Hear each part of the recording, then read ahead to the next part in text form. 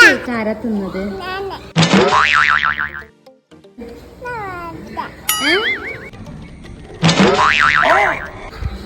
ഈ കേക്ക് തിന്നാൻ പാടി അറിയൂലേ? അപ്പൊ മമ്മന്റെ കേക്ക് ആൾക്കാർക്ക് കൊടുക്കണ്ടേ?